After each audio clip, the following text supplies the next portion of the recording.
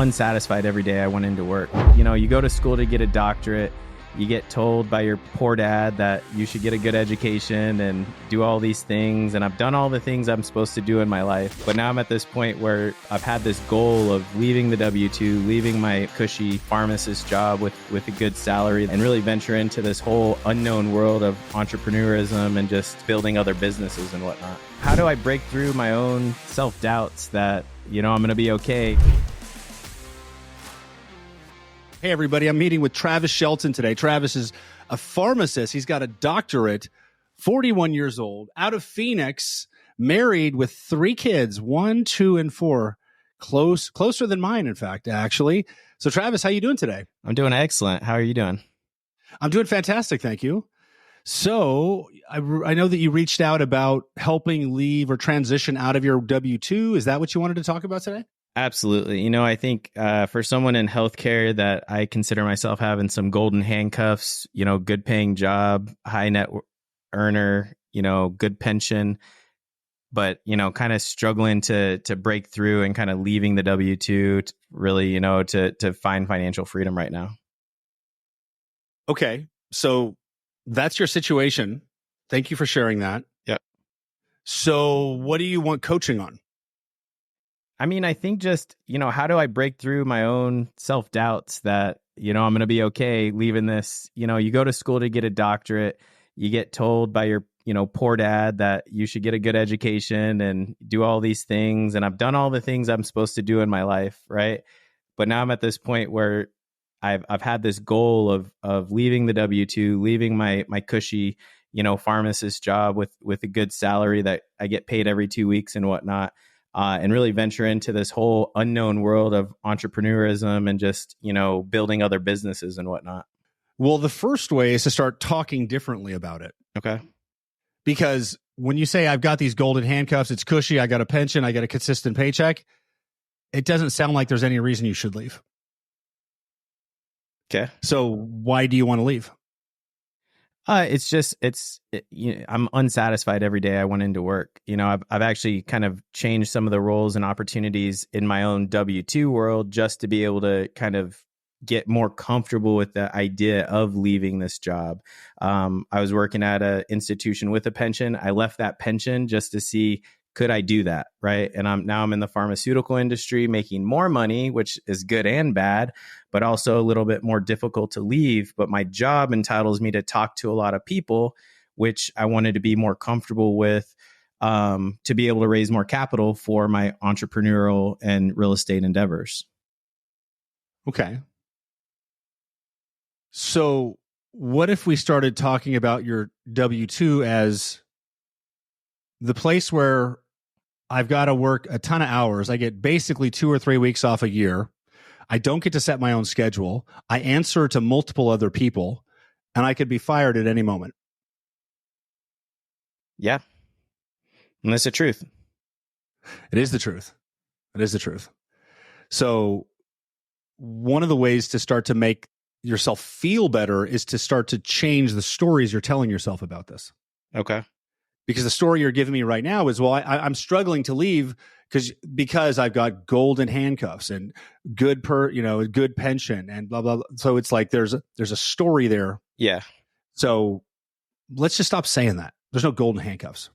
Gotcha. Like golden handcuffs is often like you leave and then you know, it's a golden parachute. But golden handcuffs, like how much are you making a year? About $250,000 a year. Okay. That's pretty good for another job. Yeah. Will you ever make $750 there? No. So this place where I have to answer to other people, I don't get to set my hours. I literally spend 70% of my life there. Mm-hmm. And I'm pretty much capped on how much I could make. Maybe a little bit more, unless I can squeeze my way up to upper management. Sure. Is that a better summarization of your job? Yeah, absolutely. Job I'm stuck in. Job I you know, I'm kind of within whatever those pay scales are to be able to you know, move within. And yeah, it's not a good situation ultimately. Are you actually stuck? I tell myself I am because, I'm the breadwinner. I got, like you mentioned, I have a wife and 3 kids that I feel very secure with that paycheck every 2 weeks as opposed to the alternative. Yeah. What's the alternative?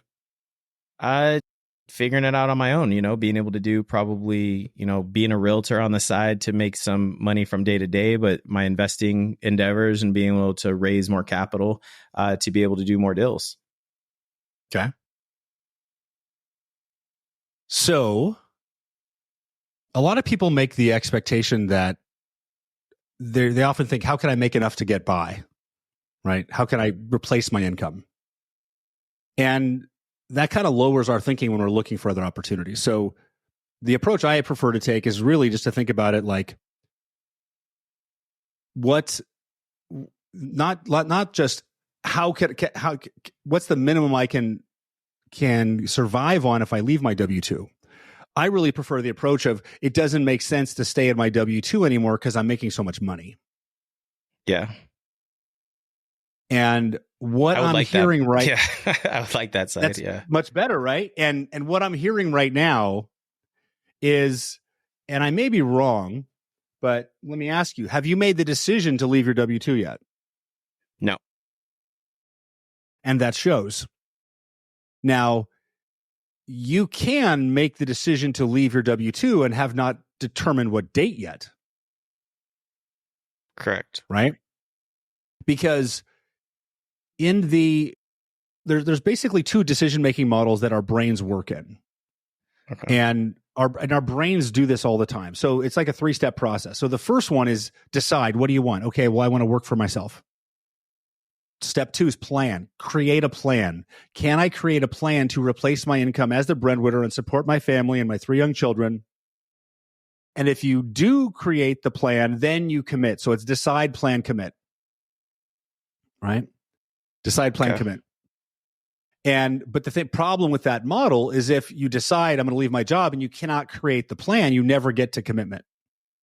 And commitment is when you make the decision that the action is going to happen, either the action or the result. So the better approach is to actually decide, number 1, I'm going to leave this job 100%. 2, commit. It is absolutely going to happen. Step 3, I need to figure it out. Okay. Like, try this out loud. Like, repeat after me. I am going to leave my W-2 job. I am going to leave my W-2 job. Because I've created my own income. Because I've created my own income. From my own businesses. From my own businesses. Even though I don't know how. It feels good. Even though I don't know how. Because I'm not going to stop until I do. Because I'm not going to stop until I do.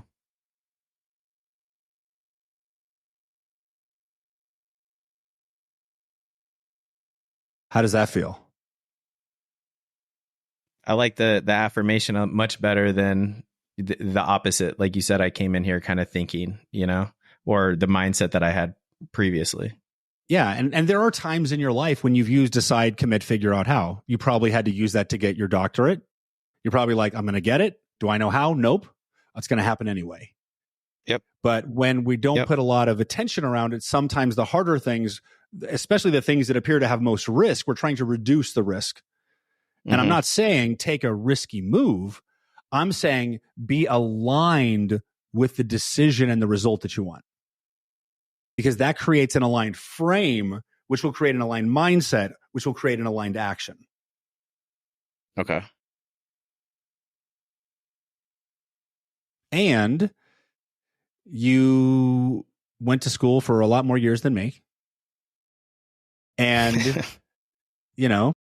is that going to be useful as a real estate investor? Probably not. Or a realtor. No. But that's your path. It's your journey. Well, I'm trying to leverage it with the know, like, and how of other healthcare professionals and, kind of within the same boat. And there's a lot of people within healthcare that are burnt out that I want to be able to help, So I am trying to kind of leverage my expertise and my knowledge and just my background to be able to help me within the real estate game. Okay. Fantastic. And at the same time, if you were able to get a couple big real estate deals that replaced your income and you didn't have to do that, you probably wouldn't.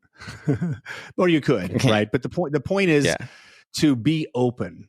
Sometimes when people have gone through, when I've talked to clients who've either got typically the medical healthcare industry where they became a doctorate, something like that, there's a lot of work and there's oh my God, I did all this work to get here, right? Yep.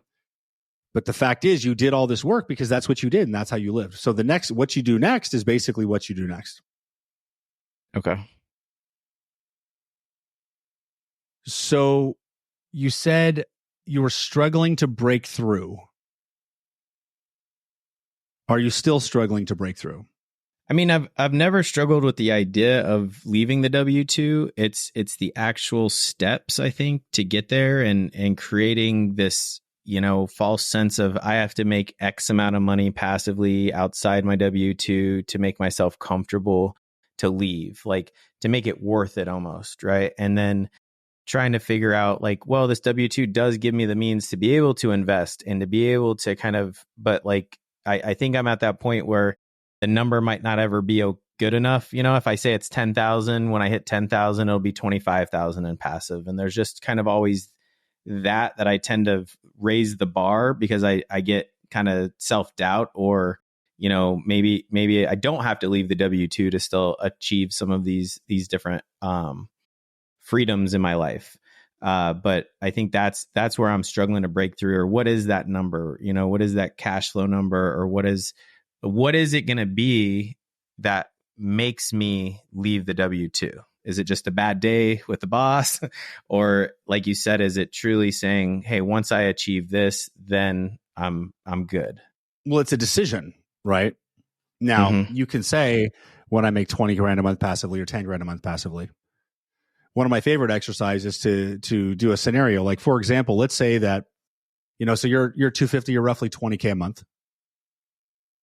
And what's your take home from that after taxes and all that other stuff? I mean, I don't know. I probably somewhere around six grand probably. I mean, I put it in savings, so probably a little bit more than that. So what I see is probably 6 grand, but there's another couple thousand that go into savings, but not per a lot. Per month or per paycheck? Per paycheck. I mean, 250. I'm getting taxed probably 40%. Yeah. Yeah. So what do you clear per month? What do you take home per month after your net paycheck? Probably 5-6 grand. Okay. All right. So while yes, you are paying taxes and yes, you are putting money in 401k and healthcare and that sort of thing. Yeah. The number that you need to make to replace your income is not 250. Yeah. Right. So are you making any money from real estate right now? Yeah. I mean, I'm about probably 8,000 in cash flow a month. Okay. Really? That's awesome. Yeah. I mean, I've been investing since 2009. I've done all right. I leveraged real estate to pay off all $150,000 of student loan debt. Me and my wife, we did all right. Kind of waited to have kids so we could get some investments off and going. So very close, I feel like, Okay. So let's say, for example, you woke up tomorrow and you get terminated from your job. Yeah. How much additional cash could you generate in the next 90 days without working your W-2? I mean, it'd be tough. I don't know. That's a great question, but I don't even know where my mind would go. Yeah. Did any number pop up in your head? No. I mean, I thought, hey, could I do a quick real estate deal or two, or maybe a flip, just to make $20,000-$30,000 real quick. It's kind of where I was going. Yeah. So, okay, let me ask the question again. Tomorrow your job is gone. How much could you make in the next 6 months? What's the first number that pops up? 35,000-40,000. Okay. If you were to not have a job tomorrow, how much could you make in the next 12 months? Probably 100K. Okay. And then it starts to accelerate, yes? Yeah. Okay. And it sounds like it. And what I hear from a lot of people is that the deciding factor that they're usually hung up on is how to leave their W-2. That's usually a deciding factor, right? Yeah. How do I do it? What's the plan? And that's something that you create over time. So a better approach is just to continue accelerating your non-W2 income however you can. Okay. Because so many people are like, and I know it's hard to work a W2 and have a job on the side. My first company, 986 Incorporated, I had a W2 job the entire time I had that company. It was so hard working both things for 4 years straight. So I get it. Yeah. But the thing is, it's like you'll when you make the decision, like I'm leaving the job, even though I don't know how, because it won't make sense to me to stay there because I'm making too much money outside of it. That's what's going to happen because I'm not going to stop until it does. Okay. And when you start thinking that way, you'll start noticing different opportunities. You'll start noticing different things. And then the whole question of how to do it just disappears. Because it's not about how. It's take advantage of the opportunities you see in front of you. And if you're sitting there trying to plan it out, you're not going to see opportunities versus I'm aligned looking for opportunities, then you're going to find them. Okay. For sure. And you made $8K passive in 15 years? Worst case scenario, another 15.